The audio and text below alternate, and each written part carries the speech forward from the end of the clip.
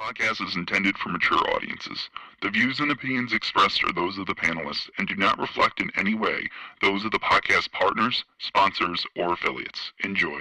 Hi, this is Michael Buffer, and you're listening to The Voice of the People. Let's get ready for Boxing Voice. Every day I'm hustling, hustling, hustling, hustling, hustling, hustling, hustling, hustling, hustling, hustling, hustling.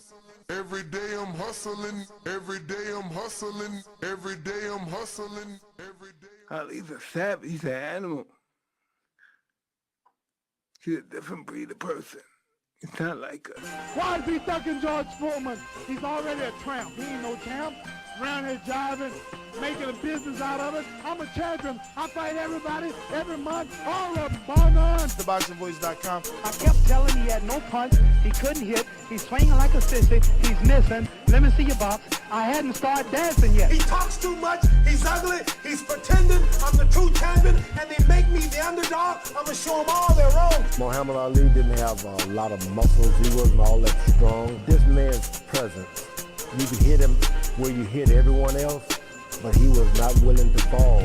He was not willing to be counted out. I haven't convinced these suckers yet. I destroyed George Foreman. I destroyed Joe Frazier. Because I'm the champion. I'm the real champion. There'll never be one like me. Fast. Last night I cut the light off in my bedroom, hit the switch, was in the bed before the room was dark. I'm a bad man. I told you I'm the real champion. I told you I'm the champion of the world. All of you bow. All of my critics call. All you suckers who write the Rain magazine. I'm gonna prove I'm the greatest. I'm gonna prove to you I'm the greatest. We gonna prove to the world I'm the greatest. This is my last fight. I don't want none of you to miss it. No special training. Just be at the fight. I'm ready to back up everything I'm saying. And I'm through talking. SDS Promotions. I took up the world. I took up the world. Good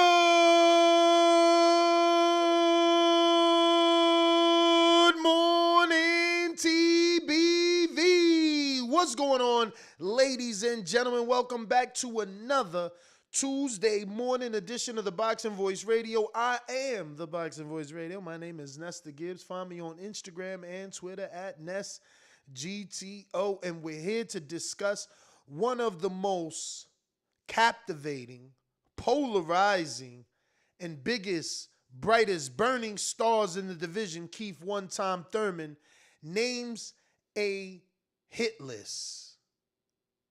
Yes, he does.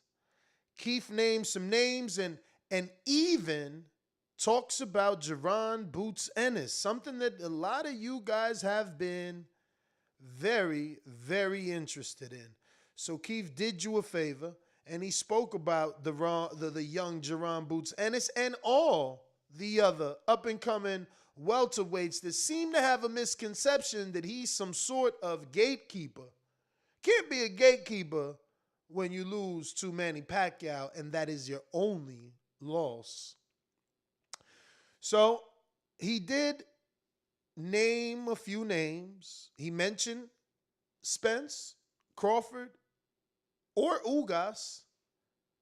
And on the same night, he was definitely asked about Boots on 2 occasions, and he finally spoke Boots.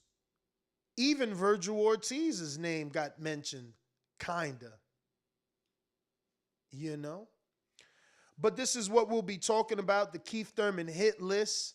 He names at least 3 names that he wants fight with. And then speaks about the young Virgil and Jaron Boots Ennis.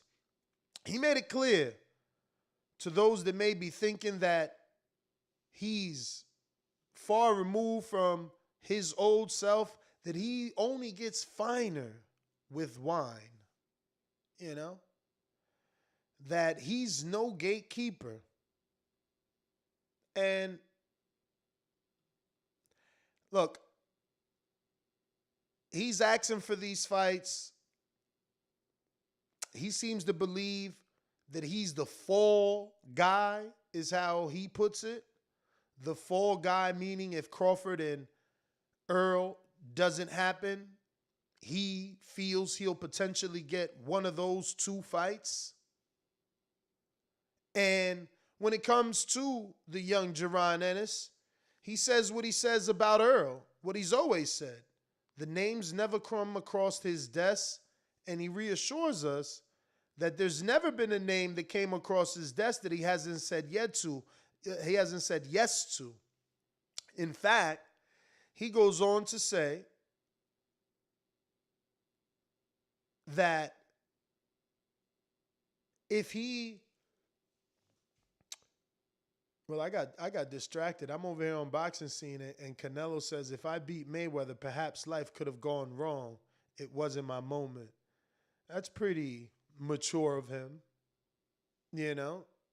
Because, you know, many people would assume, yeah, my life would have been different. You know, I beat Mayweather at that age. I'm the king of the world. And really, even we would assume that he would be the king of the world if he beat Mayweather at that age because, you know, he'd be so young and he'd essentially be the face of boxing at that young age. But he feels he wasn't ready. It wasn't his moment. And that's understandable. I think it's a mature thing to say because you don't know. You know, you win a fight like that and you might mature overnight, you know. But I get it. But back to the Keith Thurman issuing warnings to the contenders out in the welterweight division, letting them know, I'm fine wine. You can only get me at a high-level restaurant. So that's interesting. You know, that's interesting. Because what he kept repeating was that he's never been sent the contract. And he continues to say, send me the contract. What up, Daniel Alvarez? Buenos dias, mi amigo. How are you? Buenos dias, muchacho. What's up? Shit, drinking my cup of ice cold water. No cafecino? Oh, brother, I already had it. Nice and early for you over there, 6 a.m. Yeah, well, see, I didn't have to drive in, so I woke up, made the cafecito, you know, smoked the L in the backyard with the coffee, and you know. Is it nice out today? Yeah, you know, it's nice every day. That's true. But like, I mean, nice out meaning like not too hot yet. Oh, no. I mean, it was comfortable. Cool. So, you know, I honestly wish I could open my window because they wasn't even able to fix the AC. Had to order a part. So. Wow. Yeah. So no AC again. Yeah. But it's still like, you know, doing the 79 thing. Yeah, still doing the 79 thing. But yo, I just checked it. The motherfucking shit was off. So I'm confused. I'm like, I don't know if they doing something. But yeah, man, I'm just looking at the vent, hoping that all that cold air just rushes. Just want to bring it in. Just bring it in. Look, right here. I just want to bring it in. But yeah, champ, how you feeling this morning? I'm good, man. I'm good. I got to take the leash off of Thurman, man. He out here talking big things. You know, he out here telling these young guys that, you know, he's like fine wine and, you know, he's talking the talk. You know? Yeah, man. How's that make you feel? I mean, you've been out here, you know, as his personal protection, right? It was like the insurance plan that came, you know, when you buy something, but he like, nah, fuck that shit, bro. We gon' do our own thing. I mean, he's not really doing his own thing. As you can see, he said Crawford, Spence, or Ugas. Yeah, but when I say doing own thing, because you had different plans for him. You know, you was just more like, yeah, let's get, you know, some money, not really chase the big, like, legacy fights or anything like that. Not right now, at least. Let's see where we at first, right? You mean with Thurman? Yeah, like, you didn't want him to go into a boots fight? I didn't. But like, if his energy is for boots, I can't say no. If you out here calling out Boots, if you out here talking about Virgil, then, you know, you might need to give those guys a fight. You know, he went from not knowing who Boots was to knowing who Boots is. So maybe things have changed. What certainly has not changed is. Did you ever believe that though? Yeah. I mean, you think about it. You think about it. My man took a hiatus and was running around the mountains in Nepal. Like, Keith, you know, Keith has never been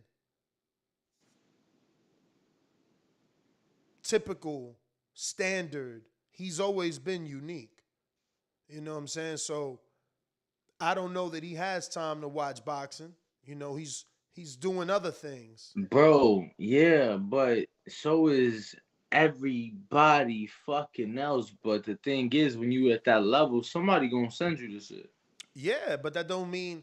See, when I was in his gym, because I'm the one asked him and Boots about, like, I asked him, like, oh, you heard what Boots said? Who's Boots? I go to Boots, like, yo, Keith acting like he don't know you. He like, man, he know me. Go back to Keith, like, yo, Boots said you know him. So, you know, I do follow-ups. So last I was there, he didn't know him. We talked. I came back. And he like, yeah, I looked him up after you talked. You know what I'm saying? So I don't know, man. Will these fighters lie? I don't think so. I just think there's a lot of fighters. Ever since I looked up the middleweight division many, many years ago and realized it was 1,500 fighters just at middleweight, how could you know everybody? You know, it's our job, and we don't even know everybody. So imagine a fighter who's rich, got a kid, got a wife. It's harder. It's harder for him to keep track. Hey, yo, what up? Let me tell you the funniest fucking shit. Yo. What up? So somebody came up with posts on Facebook, like, they post like, I don't see nobody fucking with Devin at 35 except Tank. All right. So I comment, whatever I comment, right? And somebody, and these people I went to high school with, right? So somebody's like, bro, they mentioned me. They're like, bro, you know so much about boxing. You should start a podcast or something. Who said that? Yo, somebody I went to high school with. Crazy. At least they giving you good advice. Yo, but I found it so funny. I'm like, damn. Well, there you go. That's a perfect example of people not knowing everyone's business. Now, I see Lids Low, Decatur, Georgia, one of the members of the Bud Tenders, and he's like, that's bullshit. Bud knew him. Yeah, Bud knew him. He stays in the gym, and guess what else Bud does? Bud is friends with Shakur. Shakur knows Boots very well.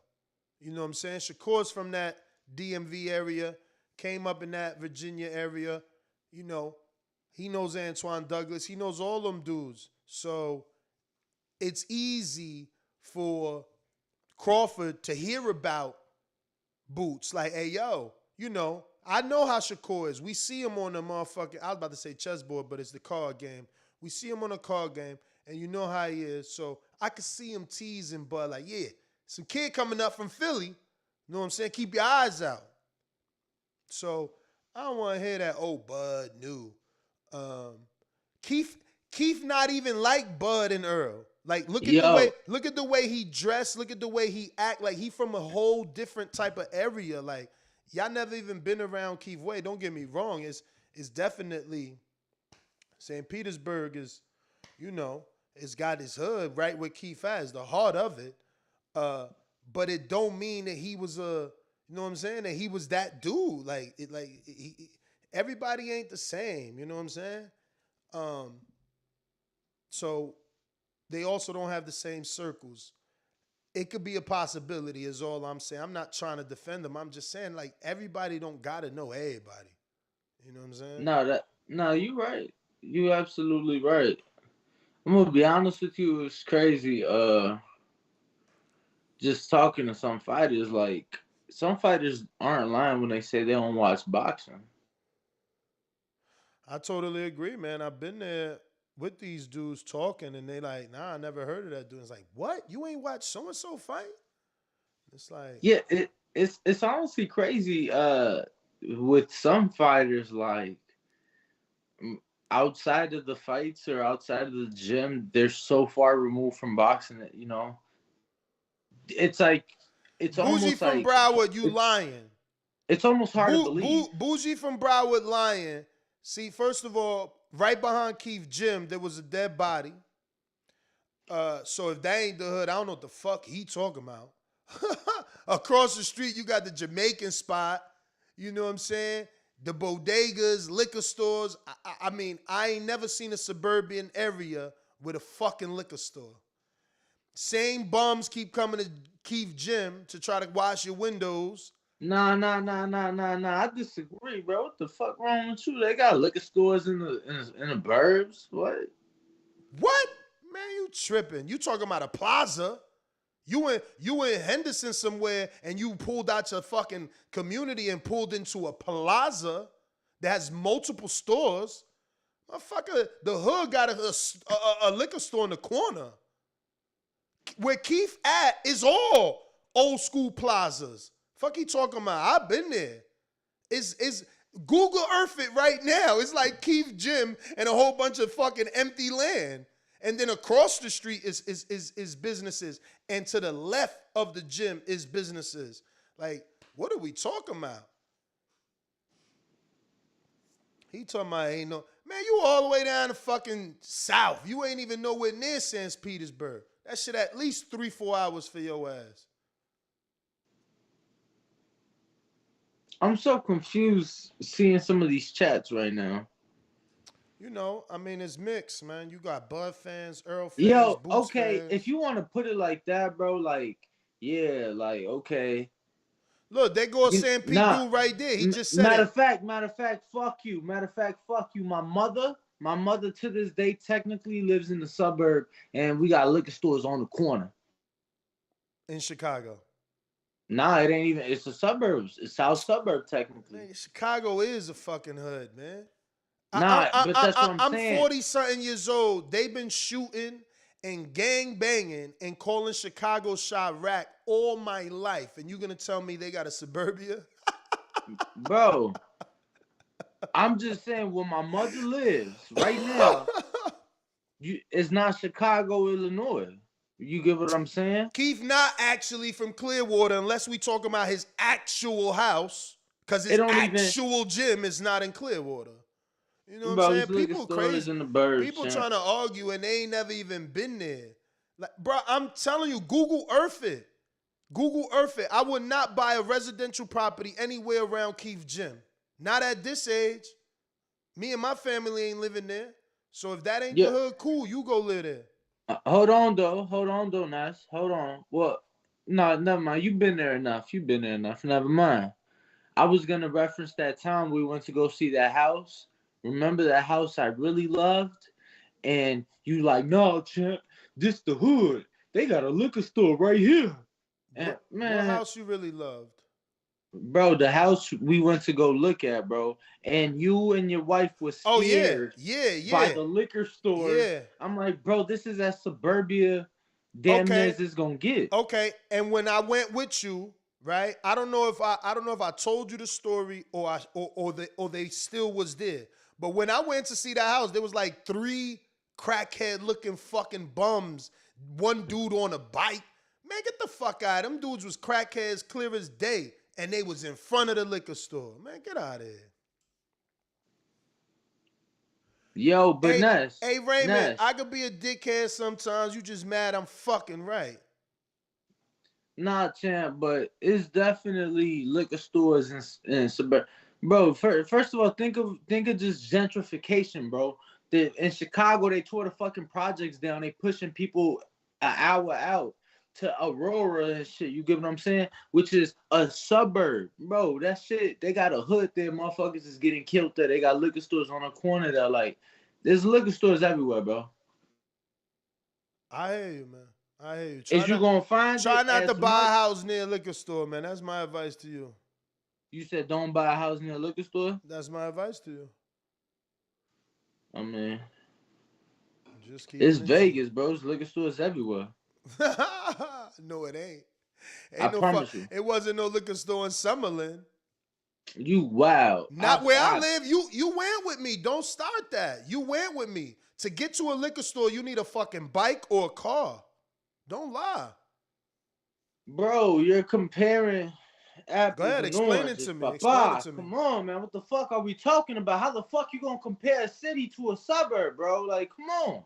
A city. Anywhere you going in Vegas, you gonna drive. What? Anywhere you go in Vegas, you're driving. You're comparing a city like New York, like Chicago. I'm not. Listen to me. I'm not arguing whether you need a car in Vegas. What I'm telling you is that if you are in suburbia, you gonna need a car to get to a liquor store, and that's exactly how it is in Summerlin, or at least where I was living at. You know it. Point to the liquor store in my neighborhood. You gonna need a car. You're right. Thank you. So that's it. So don't tell me there's liquor stores in suburbia. You gotta fucking drive there. Ain't no bro, but if I only gotta drive ain't no walking to the minutes, motherfucking liquor store. If I only gotta drive 2, 3, 4 minutes, the shit's fucking accessible, bro. Let's not play dumb. Bro, how far is 2, 3 minutes in a car, man? How many miles is that, or how many feet? Let's be real. Maybe a mile and a half, bro. Come on, bro. All right, that's still. I doubt that the liquor store in Summerlin was only a mile and a half away. I'm gonna be real. But even that, I can't even. I mean, bruh, it takes you 28 minutes to walk. For me, on a fast pace, 28 minutes to walk like fucking 3 miles. Like, who the fuck got the time? You talking about a mile and a half, so now I'm walking 3 miles, 28 minutes to go buy liquor? Nah. Bro, the difference is, let me tell you the difference. See, my man said like half a mile. That's more realistic. Bro, the difference is that you comparing everybody driving in Vegas, unless you live in like, right off the strip or some shit. But everybody driving in Vegas for real, like everybody, that's not a thing in New York. Not everybody's driving. Right now, the liquor store is like 2 miles away from this house, and it's not even a liquor store. It's one of them big shits, like not a home liquor or nothing like that. What's another one of them? I gotta look it up, man. But it got a name, and then you go in there, it's not liquor store with bars on the fucking window. You know what I'm saying? That's not it. The gates don't roll down. You know what I'm saying? I'm just keeping it G, like, and this is all because of bougie ass trying to lie like Keith ain't in the fucking hood. I dare you leave your car out there overnight, see what the fuck happened. Nah, I mean, you've been there plenty of times, so at first, I'm not gonna lie. At first, I'm like, nah, Ness was acting like that crib, like that shit was the hood, and that shit suburbia like a motherfucker. But where? Bro, the crib we went to go look at, that you and Madeline was the one up the hill. All the way up there. You talking about in Vegas that I took you to with the liquor store down the corner. Yeah, but ain't no hell over there. I mean, that shit was up the mountain, champ. We had to go up 95. Bro, you driving. All right, sure, bro, that one, yeah. Okay. I mean, yeah, you said you lived out there and not lived out there, but you said you that was your area. Like, you used to take girls on dates out there and shit. I mean, yeah, it's just like a lot of shit to do over there. So I knew the area well enough to know, like, you're good, You from Newark, champ. You good, like, Yo, look at these people misinterpreting our conversation. Let's get back to Keith, man, because there's a bunch of weirdos in this chat. Total Wine. Yeah, I'm telling you, Total Wine and Spirit. It's not no regular. It ain't no Papito's liquor store, bro. Ain't no Papito's liquor store. Get the fuck out of here. Yo, if I could go in there, bro, you from Chicago. I'm from the East, man. our liquor stores ain't called Total Wine. The biggest one we got is like Home Liquors. Other than that, it's dudes own them shits like Papito's Liquor, Juanitas, whatever the fuck it's called. Yeah, Don't lie. like the biggest thing. So in like, I'm not trying to be that guy. Okay, in like the middle to upper class suburbs, I'll just say it like that. They got like the big joints, but they're called Benny's. Like Benny's Beverage Depot. And bro, it's like a fucking Walmart just with liquor, right? Yeah. But we got, the most we got is like, we have a chain of like 10 liquor stores called Nick's in Northwest Indiana, and everybody love to go to Nick's because that's where the sales are at. You go to Indiana for the gas and the liquor, but other than that, you're right, bro. It's just like clip spots. I remember I threw an appreciation night in Vegas. I was about to say out here in Vegas, like I'm still in Vegas, but in Vegas, and bro, the liquor was mad cheap. Y'all got like fucking discount spots out there, warehouses. No. Let me tell you, this craziest thing. Obviously traveling for all of the fights. I used to drink a lot, but I used to take liquor with me. Vegas, the liquor stores overall have the cheapest liquor I've seen. No, obviously, I agree. But the clubs, it's the opposite. The clubs is like the highest. I think the only other spots that could fuck with Vegas club prices is maybe Miami, bro. Like, So I was doing the math yesterday, and it was 89 days till November 19th. And I'm sure it's 88 now, and I guess 82 or 81 till the 12th. Mm-hmm. So we almost got like 12.7 weeks left. 87 days till the 18th, which would be the Friday. I got 88 days till the 19th, 81 days till the 12th. 24 days for Canelo. So we need to announce our winner in, that's about 6 days. We got to give him 2 weeks. Well, damn. I wanted to be in fucking Vegas at least a week. But anyway, yeah. So 88 days and 81 days, which, like I said, yesterday's math was like 12.7 weeks. So close to almost 13 weeks left for the 19th November date.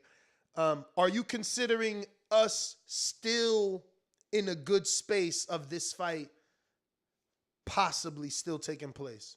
And by this fight, I mean Crawford and Spence. And the reason I bring them up is because, Keith seems to think that's why he hasn't gotten any offers for Virgil's or well, not Virgil because he's out of the network, but, Ennis, Crawford, Spence is because he's the backup option. He believes.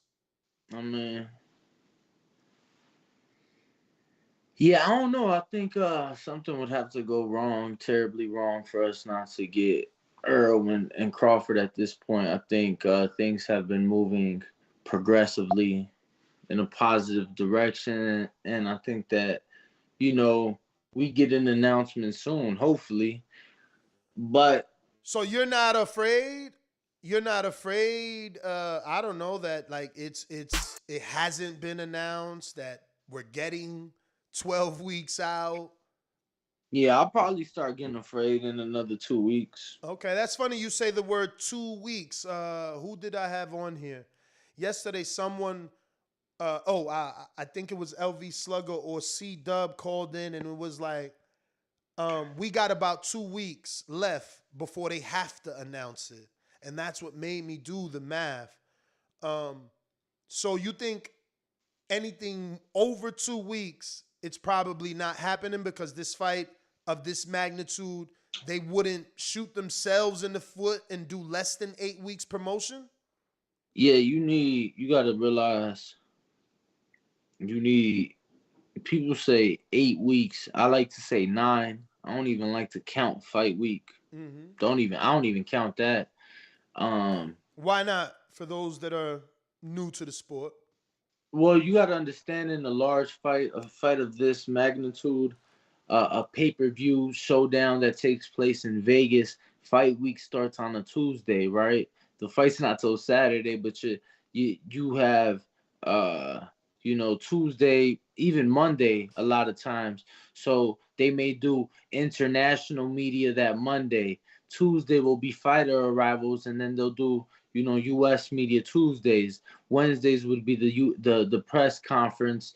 Thursday may be media workout, or it may be undercard press conference. Friday the weigh-in.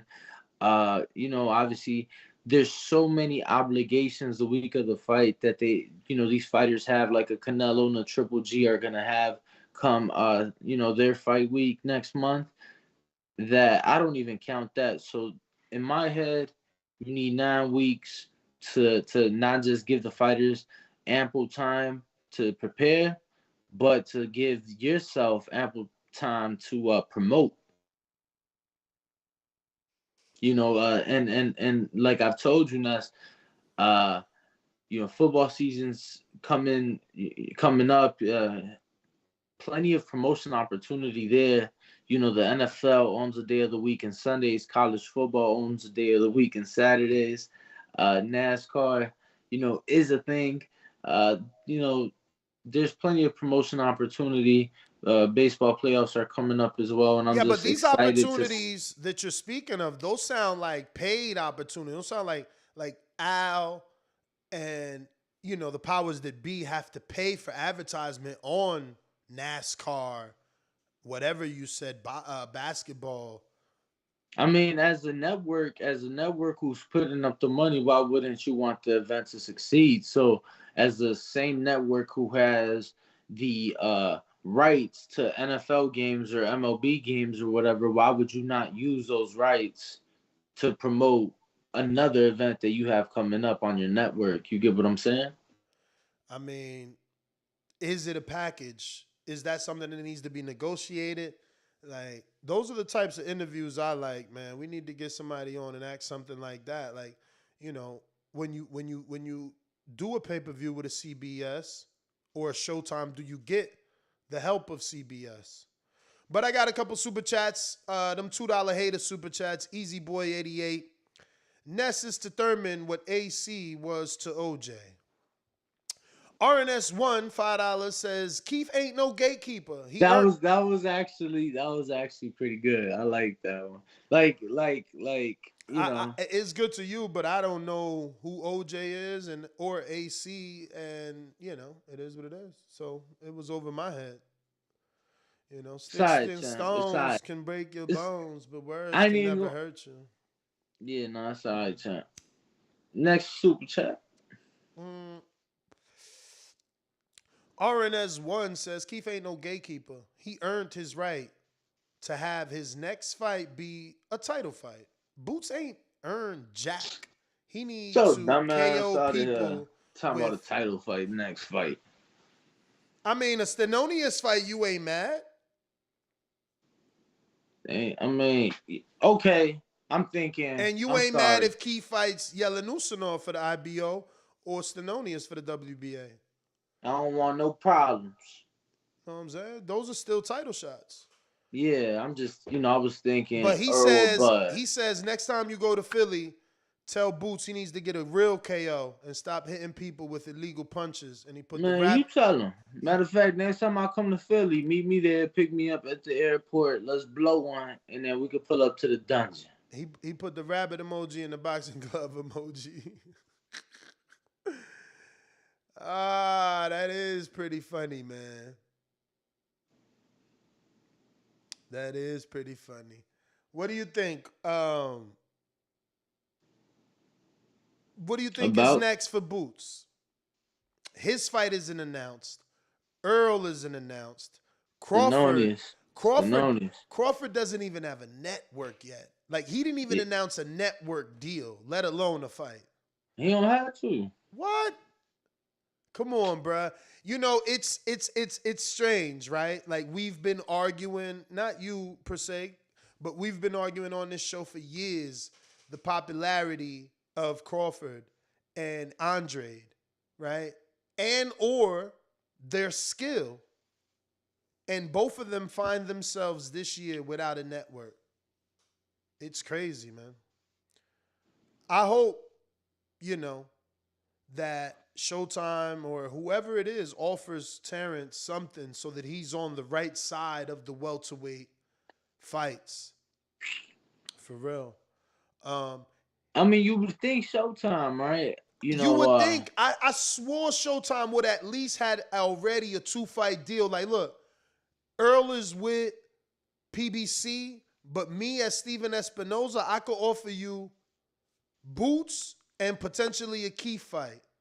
Let me talk to Al and see what's up with Keith. But we got Boots on Showtime. We don't need Al's permission for that. So, I'm just shocked. But I feel like, I guess, Espinoza doesn't move around freely. Like, maybe he's like an extension of Al. You know what I'm saying? Because think about it. Like, if you're the head of sports over there, like, why aren't you doing something more with Boots? You see he's special. You invested money in him. You got him there. Why don't you do something more greater than with him? What are we waiting on Al for? Like, you could offer him a Crawford fight. You could offer him a Yelenusanov fight. There's fights out there that he could find for Boots. You know what I'm saying? He could be so much more busy too. He could be so much more busy, but this is why I say that Espinoza might be an extension of Al, because you don't rarely see, like, when have you seen Boots? When have you seen one promotions get a card on Showtime? It's always Boots fighting on a PBC card. It's an Al show. Or a Showbox, yeah. It's an Al show. It's not a Showtime put it together. Because Showtime can easily work with Lou DiBella. Just Lou on a one fight. They don't need Al to work with Boots. Yeah, but they ain't never doing that. They always gonna go Al, PBC, and if Showtime's a distributor, then they just. But look at Showtime like the Zone. They got Matchroom. They got Golden Boy. Yeah, Showtime but you gotta is showing big enough to bring the fights. Yeah, but Showtime, I think Showtime is showing way too much alliance to Al. They not fucking with nobody else. They used to fuck with Salita, but when's the last time you seen a Salita show? When the last time Oda Vali? Showbox. Yeah, he just did a Showbox. Who? Salita. Where? He did a Showbox. Which one? I'm not challenging you. I don't remember. I don't know, but I'm pretty sure he did a recent one. Al got to release his hold on Espinoza, man. But think about it. Let's be for real, right? Let's be for real, right? Who is big enough to bring Showtime fights? What do you mean? Boots. Listen, Cameron Duncan, look, Brandon Lee just fought on what? Showbox Saturday? What he fought on? Nah, Showtime. Okay, who was that main event? Figueroa and Lipinets. All right, you see? So that's Cameron doing business again with Al. Why the fuck can't Boots be the main event and Brandon be the co-main event? It's simple. Brandon Figueroa could easily fight Ivan Branchak, free agent, 140-pound fight, co-main event, and Boots could fight Yelenusanov IBO title. Stenonius ain't with Al. That ain't Al fighter. Ain't Stenonius like with Probellum and somebody else? Who's his manager? You know what I'm saying? And fuck it. If Stenonius tied up, man, get Delani Mbenge. Yeah, so Salita had a Showbox card back in September for sure. I know that was a minute ago. I'm trying to see. I feel like they had a more recent one, bro. I'm just saying, man, my man fighting 2 times a year like he Terence Crawford and Errol Spence. Who? Boots? Yeah. Bro, I mean, some people want to, go that route. No, I hear you, but that ain't him. That's the fights. Look, Shelly Finkel was Stenonius' manager, so they could, and that's gonna be That's hard. right. Yeah, that's Shelly. that's gonna be very hard to get Shelly to let Stenonius fight on a Showtime without Al's blessing, but it could be done. He ain't with Al. Know what I'm saying? They out here waiting, man. That's what it is, man. We gotta hope that Al wants Keith to fight Boots. Like, why else is Keith out here saying he still ain't getting no contract for that? Like, why isn't Espinoza taking the initiative? Who said they ain't got a contract? Keith? He said he never got a contract for a name he didn't say yes to. He has said yes to names so fast that them fights ain't even happened.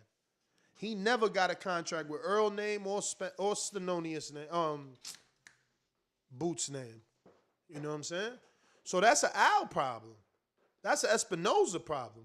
Because Espinoza knows full and well the fight fans want is Crawford Spence. So that means Earl and Stenonius and motherfucking or Stanionis and Boots are available. What you gonna do? Put them pieces together. You know, right. we keep putting the pressure on the fighters, but the fighters got to get offered the fight. There's got to be money attached to that fight. You know what I mean? The man said there's never been a name that he got or crossed his desk that he said no to. So it's not his fault that Al never wanted Earl versus Keith. Al never sent that name. Al sent Sean. Al sent Danny. Al sent Pacquiao. That ain't Keith's fault. You know what I'm saying? Just like right now. Yeah. Al ain't send Keith's name to Espinoza, or best believe Espinoza would have already had a fight with Keith and Boots. It's the obvious fight to make from the outside looking in. You know, Keith wants a way back to the top. And, you know, he does have leverage. He does have some sort of seniority, right? And he's banking on that. He's hoping he could get a gimme shot at Crawford or Spence based off who he was, you know? And in this sport, sometimes you do get shots off of who you was, what's your name, all that stuff. So he waiting. He playing the waiting game. But it's still up to Showtime, Espinoza, and Al to send some offers. None of these dudes have gotten offers. This shit is crazy. Like, why we haven't heard nothing from Earl and Spence? I mean, that's the same person, but I meant Crawford. Same guy, brother. Yeah, that's what I meant. But I meant Crawford, like, man, it's like, when could they get it right? When can boxing get it right and we could get a fight that they actually, you know they training for? Like, are they in camp? Does everybody but us know the truth and they in camp getting ready and, this fight is going to be announced and it's just like the particulars they going through? Like, I don't understand how boxing promotes because, now you're the almanac, right? How long have Wilder and Fury been in like, because someone said 2016. I don't want to keep repeating that unless it's all the way true. But, Yeah, 2016 is when Wilder knocked out Spielka. It was MLK weekend, so January of 2016, and then Fury gets in the ring after that. That was at the Barclays. I'm surprised you weren't in attendance. I was there. I met Fury that day. That's the first time I took a picture with his tall ass. Yeah, he was junked in the motherfucker, junked in the skunk. What? He was. You think he was outside the Barclays acting like that sober? Go watch some of the videos of him outside that Barclays. That shit was hilarious. No, I just remember him getting in the ring after. He got way more swag now too. Go look at that shit. He had like this fucking 3-piece suit that day. My man said the 3-piece suit. Word. But yeah, that shit With like was an army jacket of that all shit was things. 2016, Nuster. So how long have we been waiting for this Bud Spence shit? That's the same dude, man. Oh no, Bud and Spence. That's two different people. There you go. I mean, what would you say kicked this off? Like, I mean, I would say Jeff Horn, right? Like, soon as he won the Jeff Horn fight, because he was calling for Thurman before the Horn fight. So then that was June 2018. That's sad. So what, they got 4 years? Beef? That ain't bad. That ain't bad. Man, he crazy as hell. Pac Mayweather is Pac Mayweather. Them dudes was doing millions of buys, and they took 7. How you got more than half their time, and y'all ain't even on their level? Yeah, but Wilder Fury took them to 3, yo. 3 what? Years for the first one to happen. That sounds like the shortest time to a super fight. Pacquiao was 7. Earl and Bud at 4. They ain't even got a contact. Yeah, but let's be honest. We ain't know that was going to be a super fight back then. Bruh, anybody that was anybody knew who the fuck Fury was. Fury yeah, beat we knew Chisora, who he was, but he was coming off 2 whack-ass, But he still beat Vlad.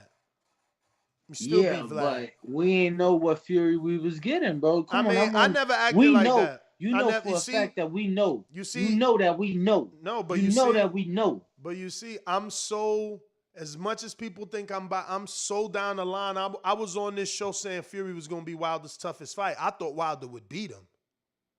But I told people Fury was gonna be his toughest fight, and they like, fuck out of here. You capping for Wilder, Fury coming off 2 tune-ups, And look, I got, you know how much, bro, I lost subscribers because I said Fury moved like Ali. I'm telling you, and the boy do. You seen somebody else think like me. They made the motherfucking Coming to America barbershop scene with Fury and Wilder. Shit. No, I thought that was in the new movie. What? They put it in the new movie? Yeah, I thought that was in the new Coming to America, the one that they filmed in Rick Ross's house in Atlanta. I don't know about that, bro. That shit on IG was a skit. That shit was not real. Get the fuck out of it. That shit was real? You lying. That shit I thought that shit wasn't part of the movie. I fell asleep. I tried to watch Coming to America twice, and fell asleep. I ain't got time. It wasn't like the Ridge. That's crazy. If that scene, that is no way. Where he be like, anytime somebody want to talk boxing, they gotta bring up Tyson Fury. I guess not. Nah, it ain't real, brother. But somebody was smart enough to do that. Shit was hilarious. If you watching this and you got that IG clip, send it to me so we could show the people, cause that motherfucker is funny. Especially if you watch the first Coming to America, because you know that scene. I got it. I think I got it. I'm sending it to you now. Cool. I think I'm sending it to you now. Oh my goodness. I wish this air would be blowing a little bit colder. Yo, look at this one. He said, you almost lost another subscriber. Fury moved like Ali? Bruh. I mean, like, is we looking at the color of his skin, or is we looking at the way that he moved, his feet, his actual footwork? You know what I'm saying? Are we looking at the mannerisms? Like, Anthony Sims, I keep saying it, Anthony Sims did a fantastic job emulating, mimicking Ali, but he couldn't be successful winning. You got to actually win doing that, which will show you if you like that for real. But let me show y'all this. This is going to be so I like funny. the way you said that. I like that. I like the way you said it. Yeah, because it's true. Like, I could copy, like, there's a dude on Instagram, bruh. He's a dad. Like, legit looks more than a dad than me, okay? He's heavy set. He's balding, and it shows. Like, he ain't trying to hide none of that shit. So he's getting super popular, though. Like, he's doing hundreds of thousands of views because he's mastered the peekaboo. But he ain't fighting nobody. He in front of a little thing like Mark Castro doing the peekaboo. Know what I'm saying? Then every now and then him and his boy do pads in the fucking backyard. And he getting popular because he looked the part. But go ahead, get in the fucking ring. Let me see you do the peekaboo and knock somebody out with that bitch. Word. You go really be Mike Tyson, the way Tyson Fury really went and did the Ali. Fuck out of here. They be hating. They don't want to hear the truth. Y'all know that boy move like Ali. Somebody, I know that boy move like Ali. They know it. They know it, but here you go. Credit only hands. Hope they don't flag me for this. You must be out of your goddamn mind. Deontay Wilder's the greatest fighter that ever lived. I'll be with you boys in a minute. He's better than David Haye. He's better than AJ. He's better. He said he's better than David Haye. He's better than AJ. Better than that new boy, Dillian White. He's that new boy. Yeah, Dillian White. He's better than Dillian White. He whoop all their asses. What about Tyson Fury? Ah, there they go.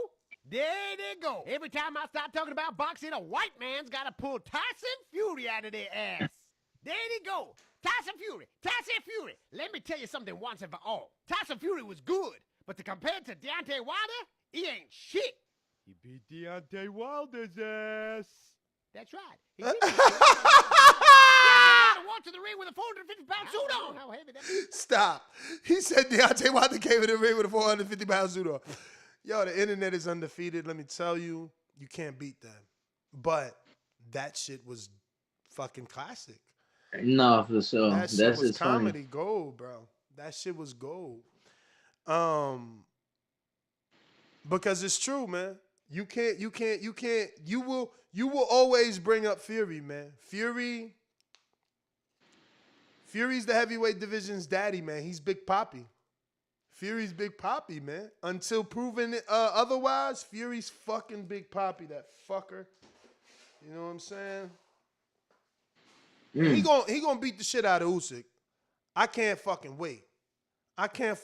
All these dudes who think, you know, Usyk about to do that shit again and do it to Fury, I can't fucking wait. You're blind. You ain't having that. You don't believe it. They blind. They can't. They didn't see the right hand that AJ landed on Usyk and how Usyk reacted. They not good with body language. I've been doing this show for a while, and people been like, "Oh, Ness, you think you a body language expert?" They always got something to say when I'm extra critiquing body language, but I be fucking right more often than I'm wrong on the body language. When I said, "Oh shit, Fury really about to knock out Wilder." He checking him. People like, what you talking about? Bro, he pushed him, and look how far he pushed him. And he concealed his weight. He kept that jacket on that time. I said all that shit. Next thing you know, boom, my man come in the biggest he ever been. Concealing the weight. Yeah. You know? Listen, body language. I believe in that shit. Fuck that. CYP didn't like it. Here we go. The Ali version of Fury gets knocked out unconscious. The 280-pound Fury is nothing like Ali, so stop the comparison. That's not true, because let me tell you, the Ali Fury is the Fury from Fury 1. And I didn't see him get knocked out unconscious. He got up, right? And that's when, all of a sudden, Mike Tyson was a regular man. Oops, Deontay Wilder was a regular man. Remember that? Same thing happened to Tyson. When he had to step up to Lennox, it's like, hold up, I'm not afraid of you. And it's like, damn, when you're not afraid of the person no more, that sense of invincibility goes away. And that's what Fury did. He took all that tough shit in the way and like, man, get your little ass out and threw him halfway across the fucking ring. You know what I'm saying? In the other press conference, they tussled, Wilder went down. This was Fury calculating. Oh, I'm stronger than this cat. He's about to go down in the motherfucking clinch. And that's what happened. He worked in them clinches all the time. All the time. So, yeah, that version didn't get knocked out unconscious. He definitely stayed on that ground for a minute. I ain't saying, and I don't mean technically a minute, you know. Or literally. So, you know. Literally a minute, yeah. He got up and fought back and arguably won that round in some people's eyes, man. So... yeah, man, Fury's definitely, and maybe I'll say it this way. I'll phrase it this way to have it land softer on their ears. Fury is definitely the closest thing that we have to Muhammad Ali in this generation. Maybe that, maybe that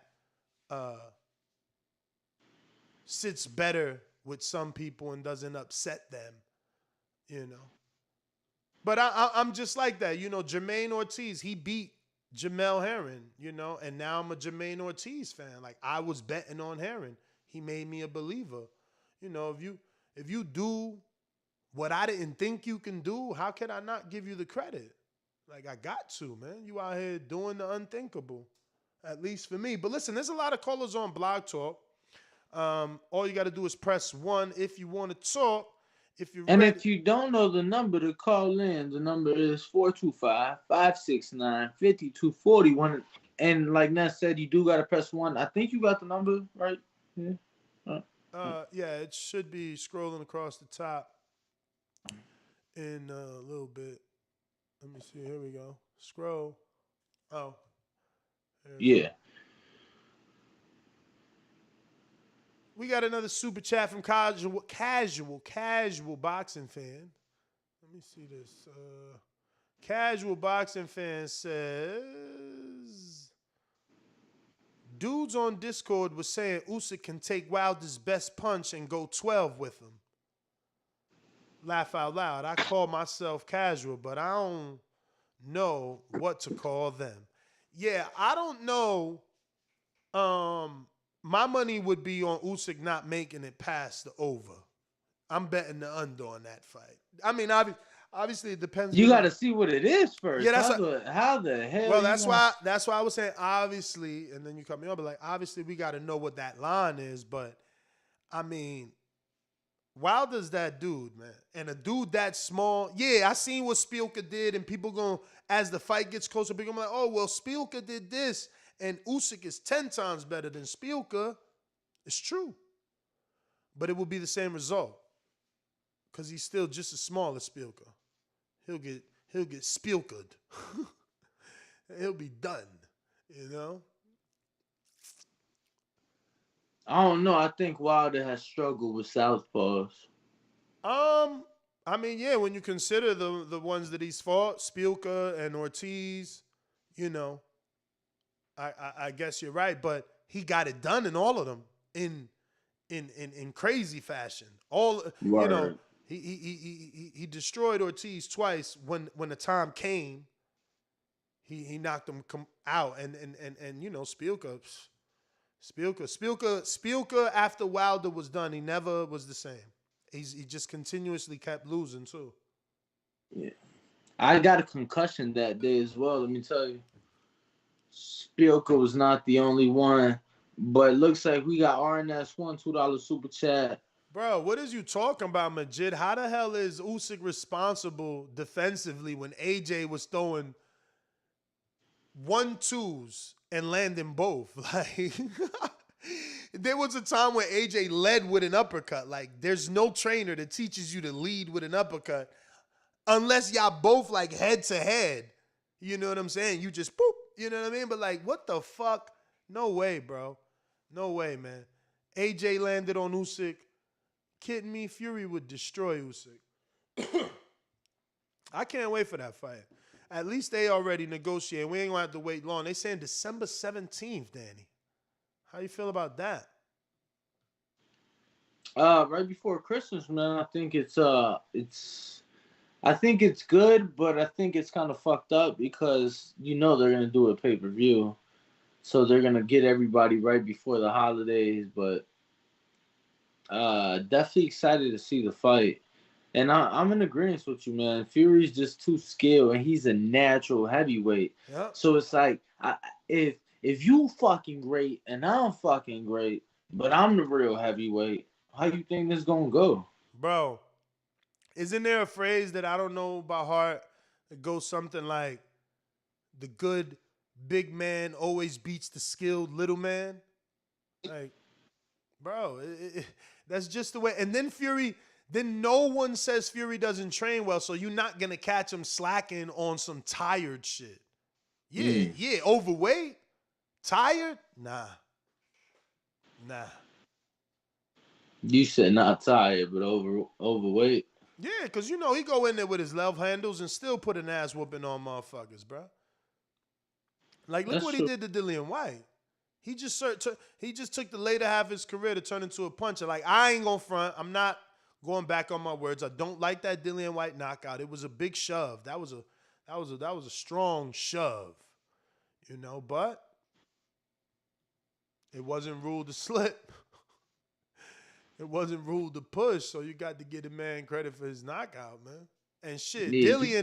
Dillian ain't been back, but there is talks of Dillian versus Dubois.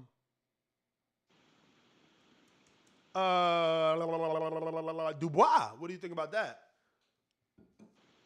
Really? Mm-hmm. I like that fight. Yeah, I like that fight. I'm cool with that. I'm cool with that. So that would be like the comeback for him? Yeah, that's what they're saying. Okay. Yeah, no, I like the fight. I like the fight. I like the fight. Yo, so did you guys, because, you know, I hopped off yesterday, did you guys, like, keep watching the press conference between George and Devin? I mean, you know, we watched it without audio. Pretty uneventful, right? I mean, yeah. I mean, for one, I didn't have the audio on, and no one cares, bro. It's not what Bill wants to hear, and I think Bill understands that. For them, they looking at it like, you know what I'm saying? Fuck it. It's free money. You know what I'm saying? We beat them once, we gonna beat them twice. Like, you giving us a rematch for that amount? For the same dude? Okay. So, but I don't feel that way. I'm not about to make X amount of dollars off that shit. So, like, I don't really want to see that shit again. Hopefully, I get bigger into it, get more into it as the fight comes. But now we got this humbled Kambosos that doesn't even talk. So now there's no villain. It's just one side of the story now. The dude did one. Now it's a quiet mouse on the other side. It's like, nah, bro, you got to get back to being you. Because it ain't going to sell like that. They already scaled it down. So now the magnitude of the fight has been, perception has just changed. It's like it went from 40 to 15. Like, it went And from it's a sad stadium to a tennis court. It's like it went from them not wanting to fight him, looking for a bigger fight, to having to fight him. So nothing says it's a big fight. They got to pump some life into this shit. You know what I'm saying? We need Kambosos to talk his shit. He can't be running around here talking about he got humbled. The fuck? You can't. Nah, he ain't say he got humbled, but, you know, come on, you know, you just see the tone, you see everything, like, we see what's going on. And that's the thing, bro. That's kind of killing the vibe. Word. It's kind of killing the vibe, you know? He need to do his part to be the dude that he was selling to us, you know? And say, like, yeah, I'm going to knock out Devin. You know, now he coming into it, he asking for the judges to help him, the refs to help him. Like, oh, please don't let it be a boring fight. Like, yeah, like, come on, bro. I'm like, bro, you do what you got to do. You already looking for, first of all, you putting excuses out there, and you looking for reasons. So, I don't know, man.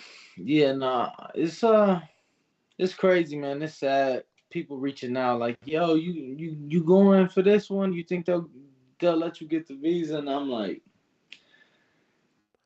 it's like it ain't the same. It ain't gonna hit. It ain't gonna hit as hard as the first one where he made history. Now you going into it.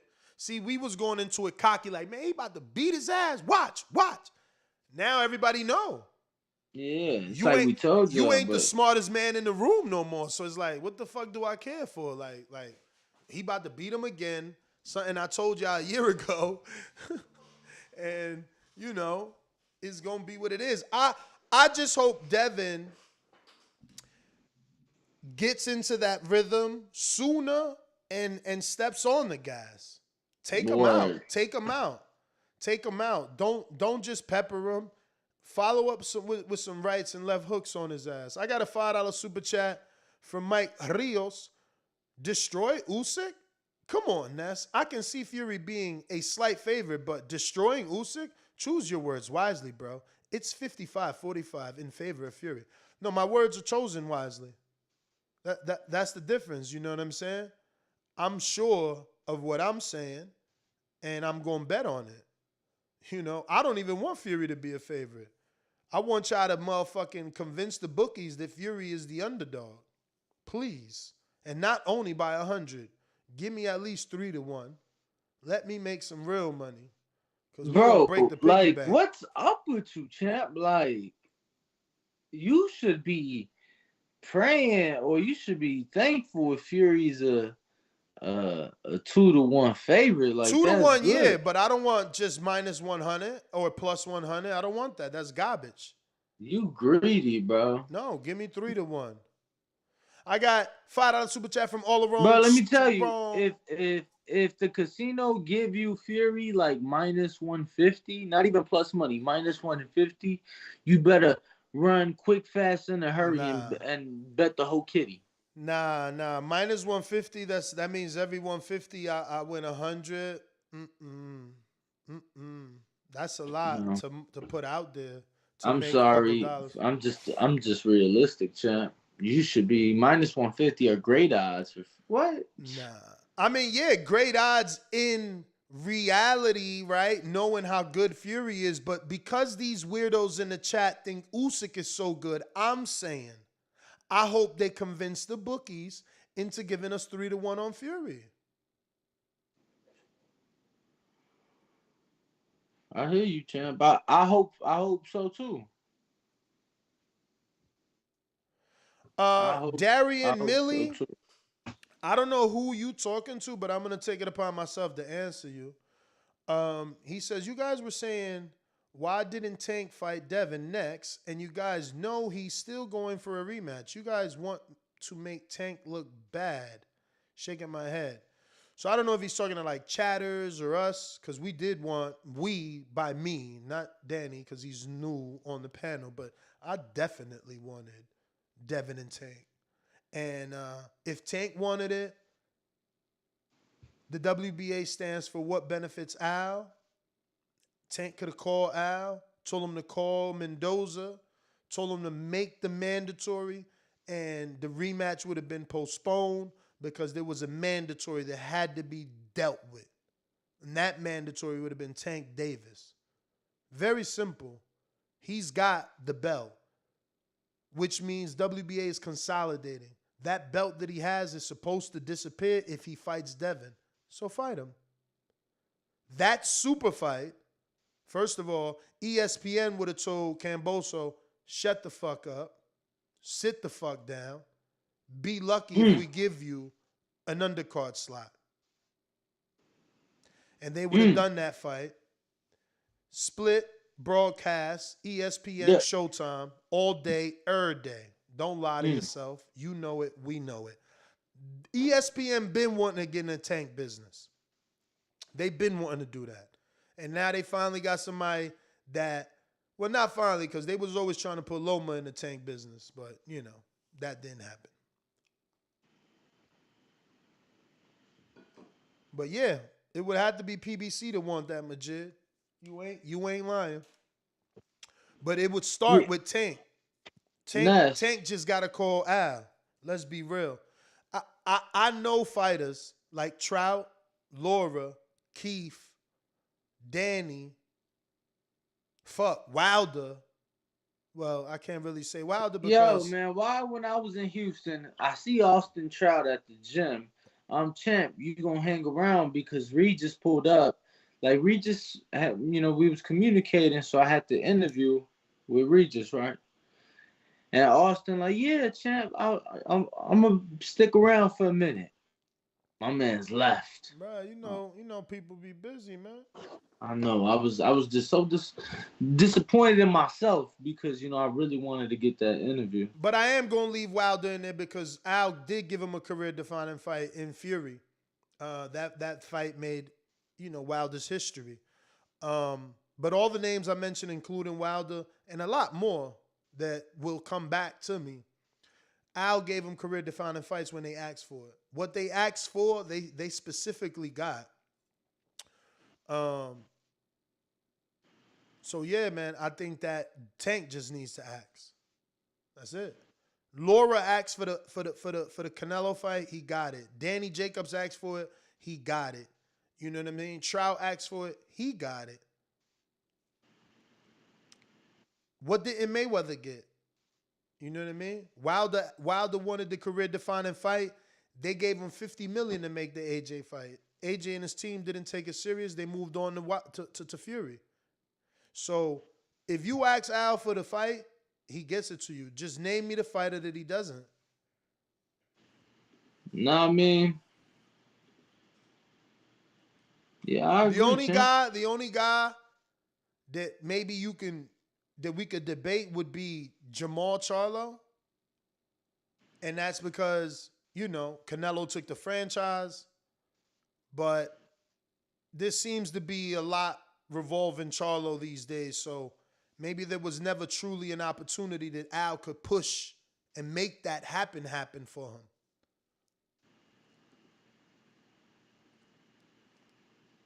So now what? Like, what do you think comes of this whole Jamal Charlo situation? Nothing, man. I think that people are overreacting. His girl's not an attorney. She's not a divorce attorney. She's not a judge. You know, this, as far as I know, I haven't done any research because I don't like reporting on these types of things. But Fair enough. Yeah. Fair enough, Sam. Fair enough. But let's open up these phone lines, get to some callers. Mike Rio says, speaking of body language, Ness, from the looks of yesterday's press, it seems like Haney is defending and moving up. No Haney versus Loma. Disappointment. And that would be okay because we got audio, I don't know, when Haney was trying to fight Javier Fortuna, and that was years ago, or at least a year and some change ago. It was definitely before Linares, definitely before JoJo. I got audio of Devin and Kim for the comeback with Gamboa. Maybe even before then, maybe I got footage of his first title defense after the Akhmadelia fight where he was like, yo, 35 ain't easy to make. You know, and let's keep in mind, he's had 28 professional fights already, right? 28-0. Yo, and he's been ranked. This is another thing you got to say. He's been ranked for so long. So he's always had a version of the WBC since the beginning. He's always had a youth, continental, international, all them shit. So he's always had to make weight. Not like some fighters who just hang around the weight until they get a title shot. So that's just something to keep in mind, you know. Yeah, so Devin never in his career weighed over 139, and that was obviously earlier on because, you know, some of those early fights, you know, but let me see what the first WBC. Yo, shout out, bro. Speaking of the WBC, you know we going, right? Yeah, we gotta go. We gotta go. And I told Mauricio I want to set up. I don't want to just go walk around. Like, yeah, you could probably walk around. You know, maybe if me, you, and Bo could go, then you could do your thing like I did, and me and Bo set up and do a live show. But I told him I want a table. I want internet. I want to go live. What'd he say? Come on, man. I'm his man's in them, bro. We go back. We go back to the Barclays Center debate over Robert Guerrero vacant title, man. We go back. Oh, yeah, against Danny. January 28th. Yeah, but not the fight. I don't think it was the fight the day of the January 28th, 2016? Yeah, but I don't think it was the fight the day of our debate. I think it was like he was at the Barclay and I brought up that. And everybody started recording it and shit. And we had a good debate. So I don't know if it was Danny's actual fight or, once they announced that he was going to fight for that vacant. So Shit Devin crazy. Haney won the WBC Youth in March of 2017. There you go. How many years ago was that? 7 years ago? 5 years ago? No, 5. And 5, about 5, damn near 5.5 now. Mm-hmm. And then he just kept winning. Look, watch this. He won next it was the IBF USBA. That was the Mason Menard fight. Then the Juan Carlos Burgos, it was the IBF North American lightweight, right? Then the the dude Zolani he fought, or Zosani. You remember the African he fought in Louisiana on Showbox? That one was the WBC International, and then the WBO Intercontinental. Then the Moran fight, it was those two plus the WBA International. Nah, bro. Then listen. Then he's been making weight. He's been making weight forever. Like, if people don't want to believe it, it is what it is. Like, no other undisputed champion had to stick around. Bro, I mean, all those fights I just listed, he had to make weight for because Crawford, listen. Crawford Regis was probably bigger, definitely bigger because of who Crawford was. Is definitely bigger than Crawford Regis is definitely bigger than Devin Loma. Let's just be real. And that never happened. Regis was literally undefeated, calling out Crawford, saying he was scared. Yeah, Crawford I disagree. You think Devin Loma's bigger? First of all, let me tell you why you're losing. Yes, Crawford wasn't a pay-per-view success, but he was already on pay-per-view. Loma and Devin have never been. They could never be bigger than. Regis fought in the World Boxing Super Series and he lost to Josh Teller. Like, I mean, obviously both Loma and Devin have accomplished huge things, but Devin's accomplishments is one-off. Regis came up the hard way. He was in the World Boxing Super Series. He won the world title. He defended it. And then he lost to Josh Teller. Before that, he was the man at 140. And he was calling out Crawford. I mean, look, someone else disagrees too. Canna disagrees. Bro, let me tell you something. The popularity of those two, first of all, Bob loves Loma. Yeah, but because Bob like you don't mean that you a big star. No, I'm not saying that you a big star. They trying to tell us Loma a star, but he never been on pay-per-view.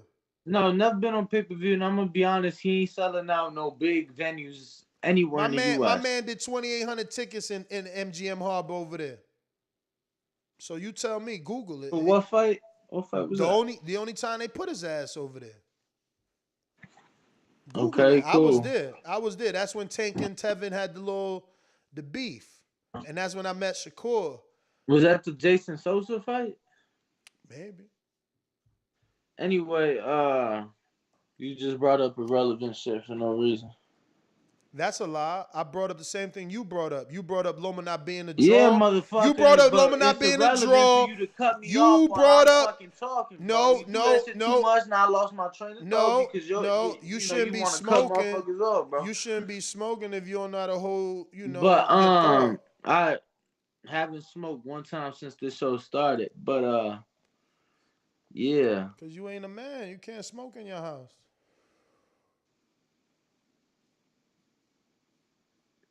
I'm fucking with you. I can't smoke in my other house.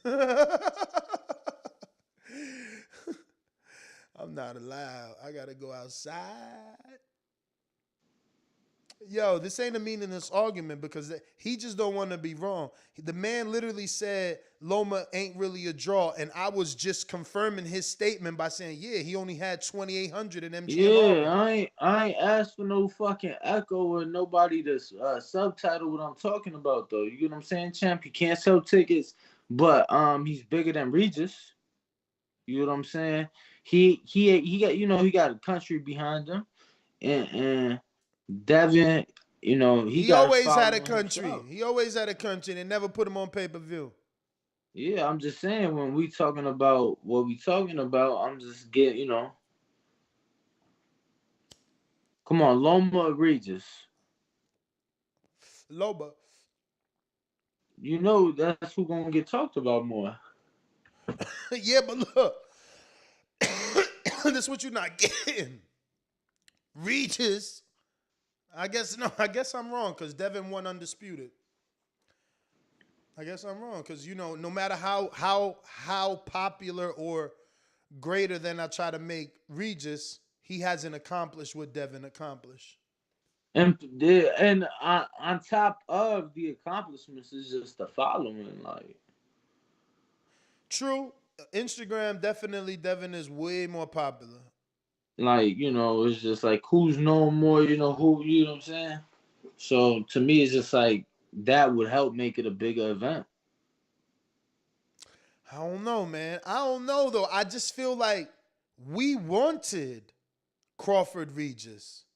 Loma Devin, it was something a few years ago.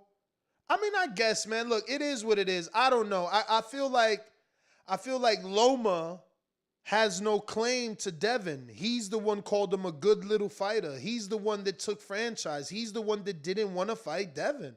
Now you want to fight Devin? Fuck out of here. Kick rocks. I mean, I hear you. Because, like, from one token, you could be like, nah, fuck you. But from another token, it's like, oh, yeah, you did all that just to come right back around and get your ass whooped by... Bruh, you waited 3 years. You're not even the same fighter no more. You already took an L to Tio. You know what I'm saying? You were supposed to take that L to Devin. But Mauricio and Loma was on this.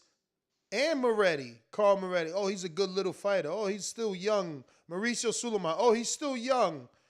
He's only 23 or whatever the fuck he was. 21 at the time. Let him defend his title. Shit.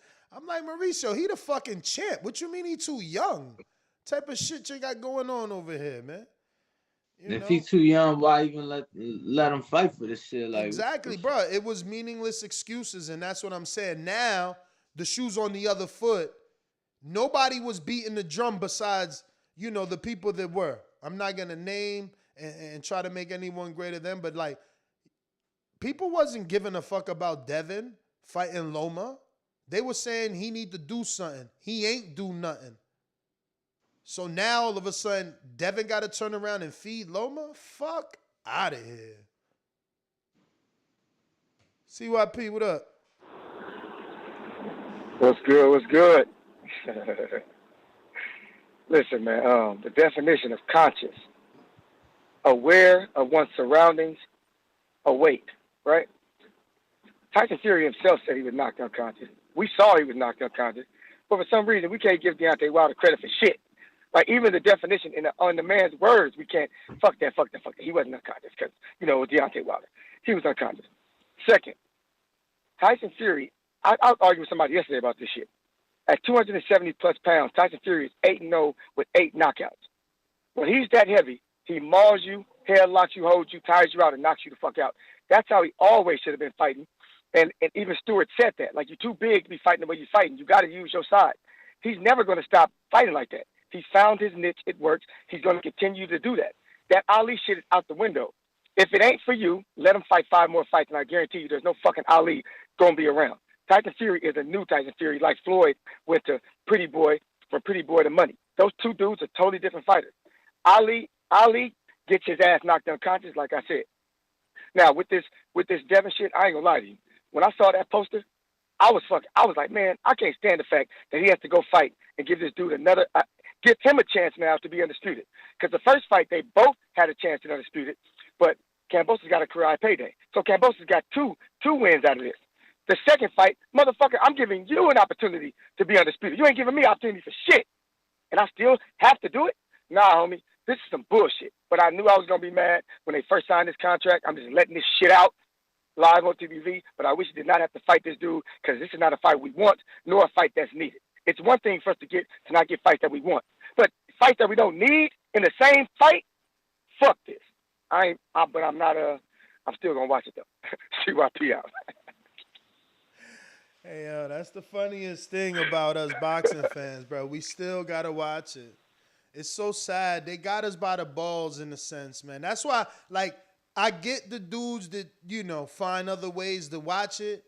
I don't get you 100%, you know what I'm saying? Because at the end of the day, you know, we all grown men and we understand, especially them pay-per-views. You know, we taking money straight out Tank mouth, Wilder mouth, Earl mouth. You know, especially if you a Broner fan, you believe Broner, he's telling you these guys are going on pay-per-view with $1 million guaranteed, sometimes less than that, and all their money comes on the back, and you stealing it. So, you know. And for me, too, maybe I feel differently because I'm in the sport, you know, and the sport is taking care of me and treated me very well. So, you know, why would I steal? So, I don't know. But there's a shitload of callers on Blog Talk, but none of y'all, only CYP has pressed 1. There is a lot. I see more California people. I see some Baltimore people. I see the Falls, and I mean Niagara. I see this motherfucking gecko on my window. I see Brooklyn, the BX. I see Atlanta. I see, what the fuck is 661? Ain't that Phoenix? That might be Cali. Cali, right? Cali got that area code too, 661. Keem in Florida on Skype. What up? You rocking out? Keem, what up? And I got Renzi on Skype. Let me know which one. Keem, you first if you rocking. If not, Renzi is on you.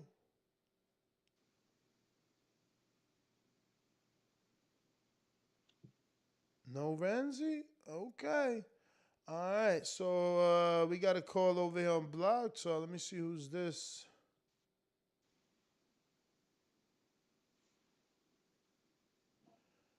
And this looking like Tommy in Florida. What up, Tommy? What's good? Can you hear me? I hear you fine. Yeah. First thing I'm going to say, I called in yesterday and you and Danny talked through my whole call and went to the next call. I ain't get to say 2 words when Danny was talking about my boy Keith, what he trying to say? He had a FUBU shirt on or some shit. But your man's that was a gallery team, man. That was a gallery. I was texting. I was texting me out. with Keith. Let me before y'all cut me. Let me just get what I gotta say real quick. Yesterday when I tried to call about the Wilder thing, I know you was tripping by him not, I guess, answering the call or whatever. But I mean, come on, Ness, you know you a businessman. If somebody if somebody with the bullshit time and time again, sooner or later you don't really give a fuck what they got to say. At the end of the day, you know what I'm saying? He got a manager for and that. I know we fans. Listen, bro, I know we fans. But the manager, how managers work, bro. If an offer comes in, you have to tell the person you manage. He got to, but also if that offer good, he gonna take that shit to him too. You know what I'm saying? Like, I mean, no. If the offer bad, he got to take it to him. It just no, you're when right. the offer That's comes his job. You that's have his to fiduciary duty. You have to tell. It's your job. You have to tell your client what anybody offers you, whether it was $10 or $10 million. You got to tell them what they're offering you. It's just how it goes. But at a point in time, whether you Wilder or whoever else, when a motherfucker done showed their hand too many times with the fuck shit, you don't even care. You feel me? You're just like, fuck it, bro. I don't that's even what care. I'm saying. But you don't care, but it ain't that type of party. Your manager and you have seen the offer. That's why Wilder responded. And that's why Shelly showed it to him. That means they both seen it. So but listen to me. Listen to me. It's who the offer came from. It's not the offer I'm talking about. All I'm saying is we have established a history of offers, and on top of that, a history of Wilder's side not saying that the offer wasn't respectable. Like at one point, they would complain about the offers. Now they ain't complaining about the offers. They just saying we getting offers. So all I'm saying is let's stop acting like they doing some fuck shit. They could have learned their lesson. No, they what? You said it like yesterday, bro. You already admitted. Fuck learning your lesson. See, I know I'm just like you. I want to see the fight too. But at the end of the day, if a business come up and somebody acting like they on that fuck shit, I don't care no more if the offer good. You was on that fuck shit so much earlier. Because you don't want no business. Because you don't want no business. Okay, I don't want no business with you. That's what I'm saying. Well, you don't want to make no I don't want real no business money at then. all. I don't want no business with you. You don't want to make no real money then. You don't want to give the fight fans what they want then. You don't want to give the fight fans what they want then.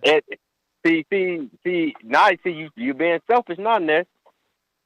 You're being selfish now. So you think? So you think? Okay. So hold on. Hold on. So you think Floyd? No, I ain't gonna hold on. No, I ain't gonna listen. Cause I know for a fact Floyd motherfucking fought Pacquiao after Pacquiao sued him for defamation. After he had to settle the fuck out. So Floyd could have been weird as fuck too and said, I'm holding a grudge. This motherfucker went police on me. This motherfucker sued me. I'ma hold the grudge. Fuck out of here with that retarded shit. Tit for tat bullshit. I'm a fucking fight fan paying my goddamn money. Give me the motherfucking fight. Settle that shit in the ring. You got a problem with him? Beat him up in the ring. And make money doing it. It ain't gonna be free. You ain't working for free. Fuck out of here with this weird shit. As a fan and not a businessman. Man, you crazy. That's gonna be the most money he ever make. You thinking as a fan. You thinking as a slow man. It don't matter, Ness. It do matter. It don't matter, How the fuck Ness? I'm thinking as a fan when that's the most money he'll make? Yo, let me ask you something, Ness. Let me ask you something before you cut me. That guy you was working with, I forgot his name because I don't know, but he was pretty much your co-host when you went to jail, and you had a whole show about how he did some fuck shit, right? Yeah. If he came back to you tomorrow, and guess what? Talking about, hey, let's do some shit. You gonna do it? Guess what? Okay, Guess Ness. what? Guess what? Okay. Guess what? Guess what? Okay, Guess what? thank you. My phone. Now to my oh boy my God, Keith. you talk too much. You don't fucking listen. Shut the fuck up and listen. See, because you motherfuckers think you smarter than me, but you not. Look at this. My phone right here. My phone right here. Soon as it connect, boom, click to start. We gonna go right to my messages. We gonna go right here and show you what that say right there. Alexander Lioness yesterday. You shut the fuck up. You shut the fuck up. Nesta is not you.